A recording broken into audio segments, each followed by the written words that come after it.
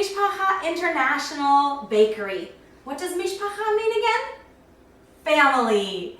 The Family International Bakery. Oh, today we've got, okay, these aren't my special. These are potatoes. Well, I'm not in charge of the special today. I've actually got a different job today. We've got a new baker, and I'm going to teach her how to make potato bread. Oh, have you ever had potato bread? I love potato bread. It's one of my favorites. It's gonna be good.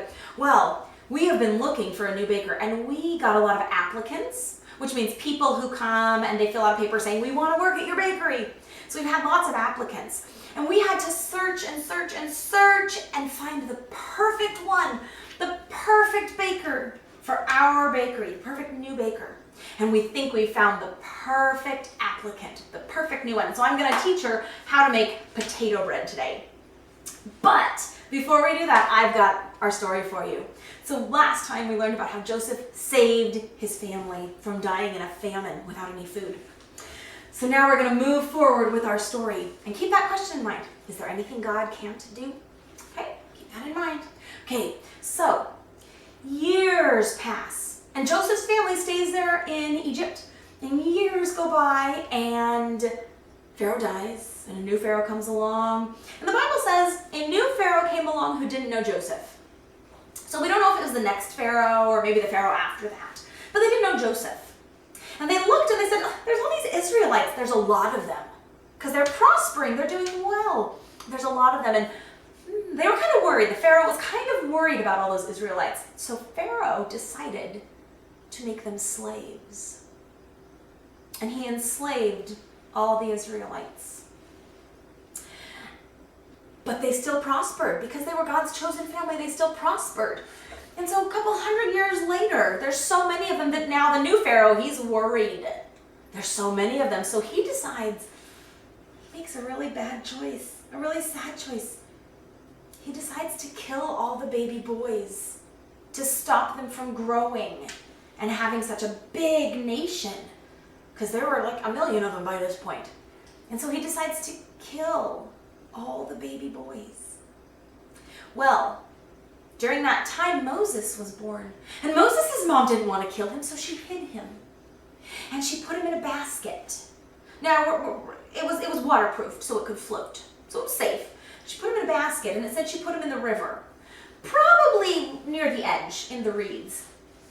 And it says Pharaoh's daughter found him. So she probably went and put him near the palace, because Pharaoh's daughter came down to the river to take a bath. And so she probably put him there hoping that Pharaoh's daughter would find him. And Pharaoh's daughter did, and she brought him home, and she named him Moses, and she made him her son. And Moses was raised by Pharaoh's daughter. He was raised as a prince of Egypt. And as he got older, one day he saw an Egyptian beating a slave, because he knew he was Hebrew, he knew he was Jewish, he knew he was one of the slave people, and he saw the way they were treating him, and he killed an Egyptian because of it. And Pharaoh got very angry at this, so angry that he wanted to kill Moses, so Moses ran away. And he ran off into the desert and thought things happened, and he got married, and he had kids, and he became a shepherd and lived out in the desert. And one day while he was out in the desert, he saw a bush that was on fire, a burning bush. And it was God talking to him through a burning bush. And God said, hey, I want you to go back and I want you to save my people. And Moses was scared, and God gave him 3 signs.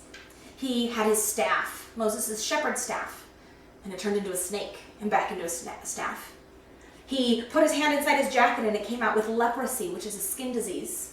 And he put it back, and it was gone. It was cured. And he turned water into blood. But Moses was still scared. God even gave him his name, God's name. Moses said, who should I tell them is sending me? He said, say, I am has sent you.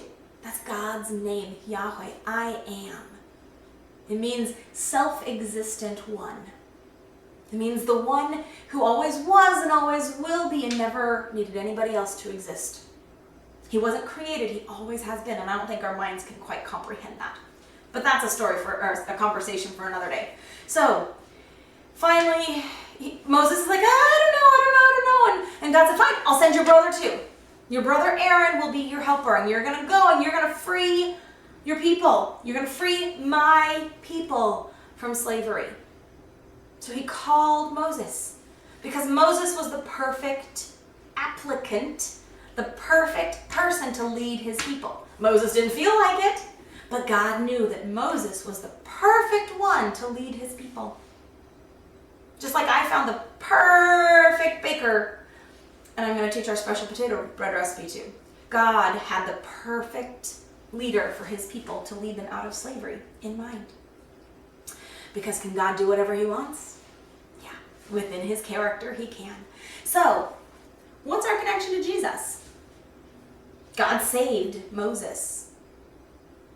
He saved him as a baby, and then he's going to use him to save his people.